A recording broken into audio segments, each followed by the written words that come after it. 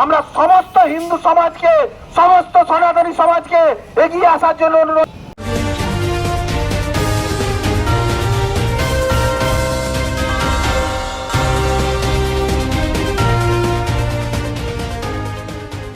তৃণমূল বিধায়ক মদন মিত্রের বিরুদ্ধে রামচন্দ্রকে মুসলিম বলার অভিযোগ তুলে রবিবার রাস্তায় নেমে বিক্ষোভ সনাতনী ঐক্য মঞ্চের।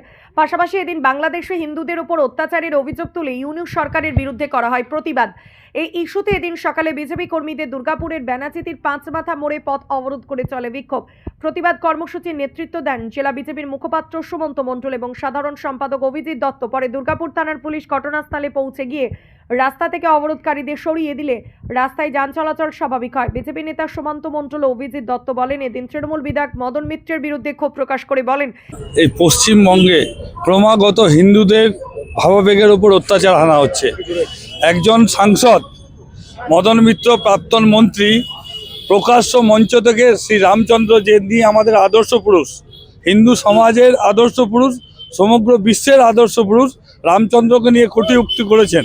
তারই প্রতিবাদে একদিকে রামচন্দ্রকে অপমান করা হচ্ছে, পাশাপাশি তৃণমূল হিন্দুদের উপর আঘাত করছে, অন্যদিকে বাংলাদেশও হিন্দুদের উপর বেলাগাম আক্রমণ হচ্ছে। তারই প্রতিবাদ জানাতে আমাদের এই বিক্ষোভ কর্মসূচি।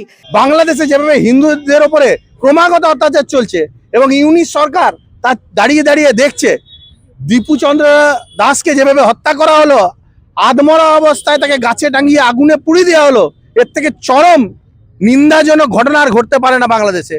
তাই হিন্দুদেরকে ওখানে হিন্দু শূন্য করার প্রচেষ্টা চলছে, তার বিরুদ্ধেও আজকে আমাদের প্রতিবাদ।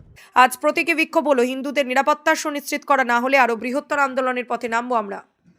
যিনি কিছুদিন আগে পুজো মণ্ডপে গান বলছেন যে প্রভু রামচন্দ্র নাকি মুসলিম, এই রকম জানোয়ার দিকে বলা উচিত প্রভু রামচন্দ্র মুসলিম নয়। আর আপনি যে রামের নাম রাজনীতি করছেন, রাজনীতি করুন। প্রভু রামচন্দ্রকে নিয়ে যদি আপনি